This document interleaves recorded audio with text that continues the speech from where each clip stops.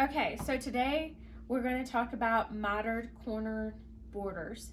A lot of you are having trouble figuring out how to do mitered corners on your borders.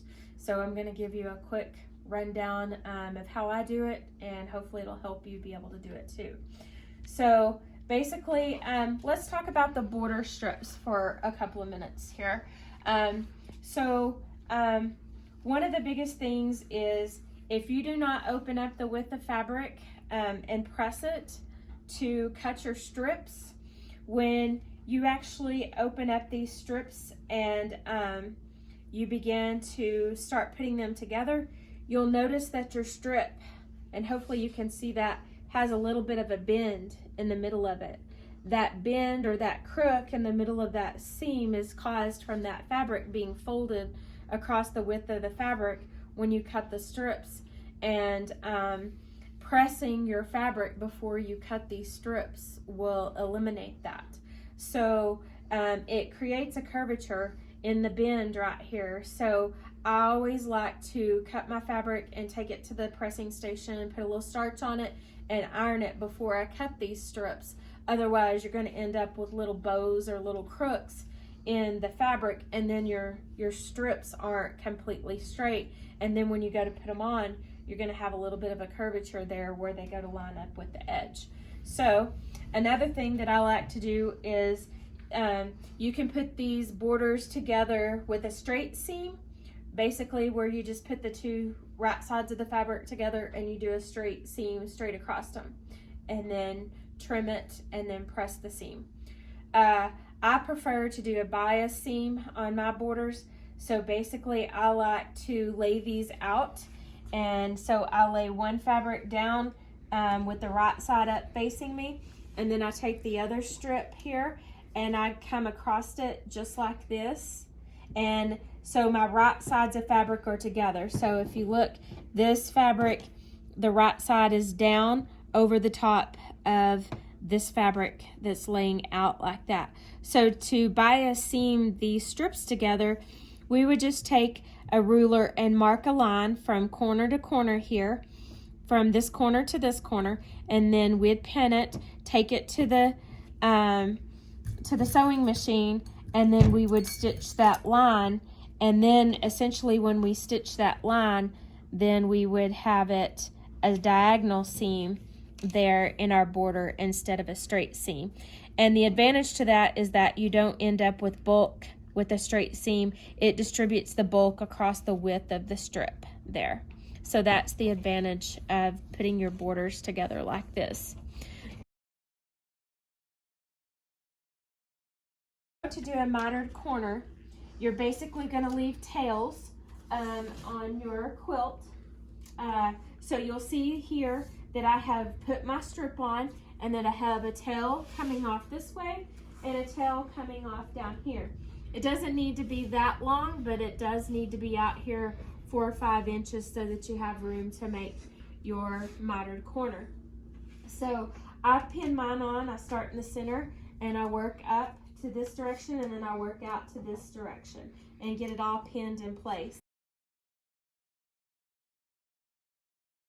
To pin right here at this first corner 1/4 inch from the top of the fabric, and I have actually started stitching from that pin down. And then when I got to the bottom, I did the same thing.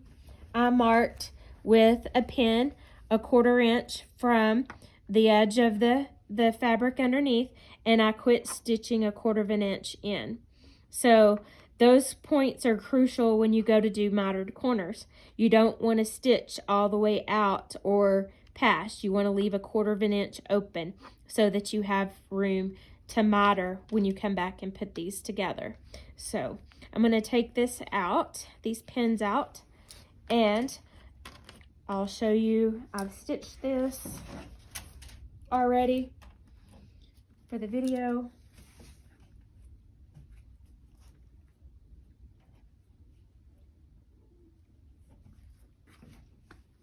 Okay, so now when I open this up, you'll see that I have that 1/4 of an inch right there that I'm going to meet up to when I go to add the border strip across the top or the bottom of this quilt. Same on each end. Now, when I go to press this, it's important that we press this border flat just like it is, and set that seam with the iron, that just like that. And once we iron it with it just like this, we've set that seam, then we can peel it back and then set that seam as we go along. But when you set it going flat, it helps the holes fill that we've created by stitching it, and so that when we pull it back to stitch it this way, it'll lay flat. Okay, so we have pressed the 2 side borders now, and I'm going to add the 3rd border on, and this is to the top of the quilt. And so now I'm gonna I've got it where I have a tail coming off here and a tail coming off here, and basically I've essentially put my bias seam right in about the middle of my quilt. That's why my tails are so long. But I'm going to show you real quickly right here where I have stopped with the outside borders, the 1/4 inch. There's my stitches right there. So when I go to start stitching this, I'm gonna stop right there where that intersects, and I'm gonna put a pin in there so that I know to start my stitching or stop my stitching right there, right next to where we started and stopped on the side borders. So, and then I'll do that on the bottom down here as well. But I'm gonna pin on, and then I'll go stitch it, and then we'll come back and talk about mitering the corners.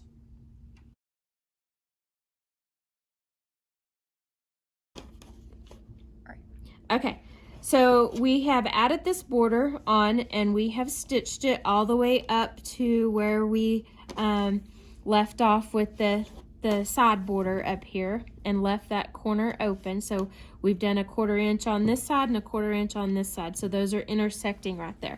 So now we're gonna make this a miter corner border. So we're gonna take the quilt, we're gonna fold this border edge over to this border edge, just like this. So now the outside border edges should be lining up. And so you basically have folded your quilt diagonally in half. And now your thread tails, or your fabric tails, are coming out here, and they should both be running the same direction, one on top of each other.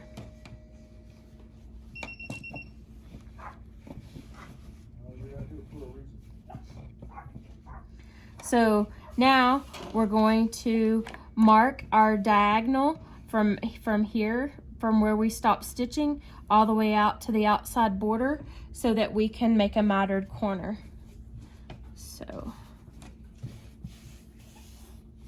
So with these 2 fabric tails on top of each other, I'm going to stick a pin in them so that they won't slip here.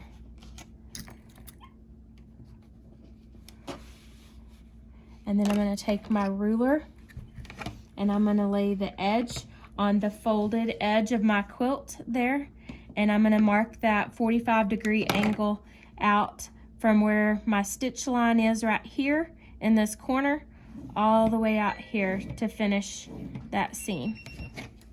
So now I'm going to go to the machine, and I'm going to stitch from where the seams meet right here all the way out to the edge, and that should produce us a perfectly mitered corner. So we'll see if it happens.